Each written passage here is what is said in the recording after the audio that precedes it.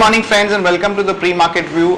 Friends, European markets were stable yesterday, no major movement, but US markets were pretty strong as we had a good set of earnings coming out from some of the companies, and also the housing starts data were quite positive, so that led to a good amount of buying interest in the markets, and almost Dow was up 100 odd points and Nasdaq was also up almost close to 1%.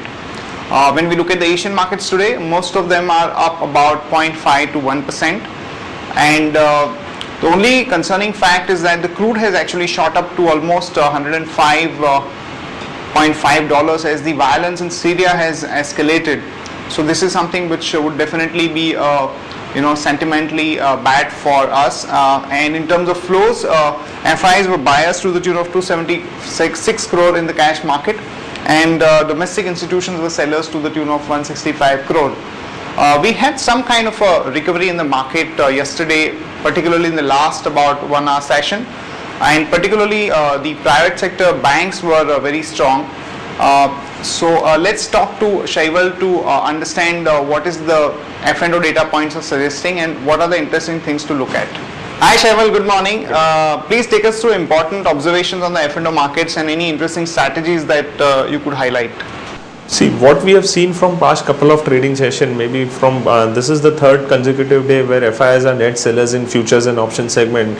Yesterday they were net seller of around 516 crore odd rupees, and that has been indicating that on the futures and option front they have been bit sluggish in the market. They have not been pretty active, whereas compared to the data of the equity markets of the FIs turnover.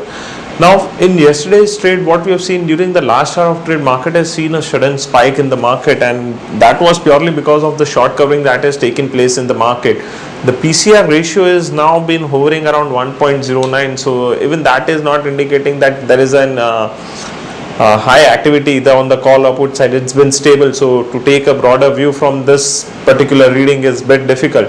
Now the implied volatility has further cooled off, but if we observe it from the individual strikes perspective, the implied volatility has increased marginally, so there is still an uncertainty on both of the sides, whether as the direction is not clear, the major event is lined up on 31st of July, so market will be closely waiting for that. The accumulation of open interest on the put side stands at 5,200 put option, and on 5,200 put option followed by 5,100 put option, whereas on the higher side 5,400 interestingly stands with highest number of shares in open interest. So yes, market has been sliding slowly and steadily, but still there is an optimism in the market that if some positive comes in from the side of government or from the domestic cues, then probably on higher side market is expecting somewhere around 5,300, 5,400 level. But as markets are not able to show up the up move with volumes, so what we feel is that as a weekly target, as we have left with only 2 trading days in this current week, so 5,140, 5,170 would be the level on the lower side to watch on, and on higher side 5,300 would act as an hurdle. Also the market would witness intraday whipsaws ahead of events lined up. Right, and what are the ideas that you have identified for people? See, we have identified 2 intraday stocks as well as 1 positional stocks. On intraday basis, one can go long on Bharti with support of 318 rupees 50 paisa, and one can go short on HCL Technology with resistance of 484 rupees 80 paisa. Bharti Airtel, I guess there's some news, there's EGOM related to the spectrum allocation, so market is expecting positive for the telecom company, so one can eye on Bharti Airtel. And from positional basis, we recommend buying Hindalco call option 120 strike price with stop loss of 1 rupees and target of 5 and 8 rupees.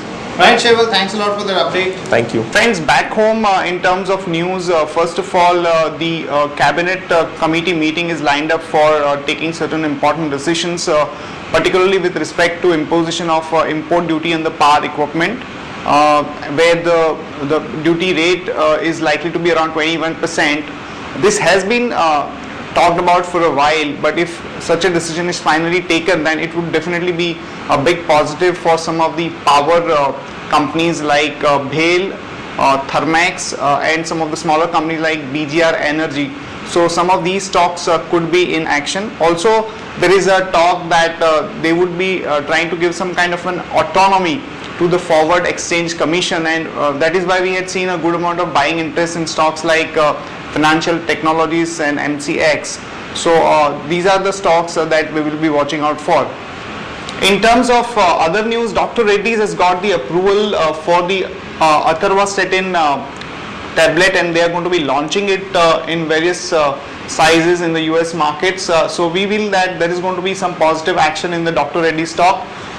One could buy with a stop loss of 1638 for a target of 720 to about 1740.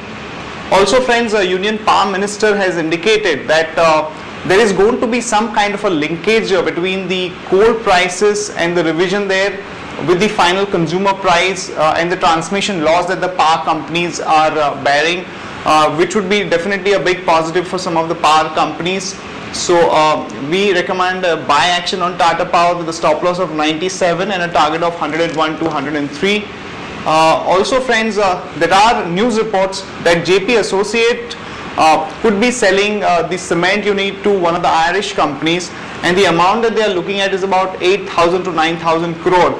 This again has been talked about for a while, so there might be some positive action in JP Associate stock, and we recommend a buy with a stop loss of 75.5 and a target of about 79 to 81, which is a key resistance for the stock.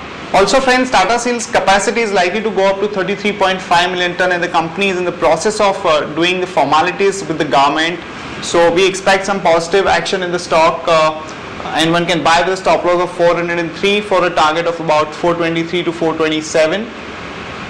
For a smaller company, Madhukon Projects, their subsidiary company has commenced commercial operations of 300 megawatts of unit 1 and 2, which is located in Andhra Pradesh. So on the back of this, we recommend go long on Madhukon with a stop loss of 36.75 for a target of about 38.5 to 39. Also friends, in the big news, Maruti plant, again there are fresh violence, and one worker has actually died, and we believe that because of this kind of repeated instances of violence, there could be some negative reaction for Maruti, though the management has officially said that the plant is fully operational and there is not going to be any production loss, but we'll have to wait and see what really happens there. But immediately we expect some negative reaction in Maruti, so one can really look at shorting Maruti with a stop loss of 1248 and for a target of 1188 and 1176. That's it from all of us fronts on the news front. See you tomorrow at the same time.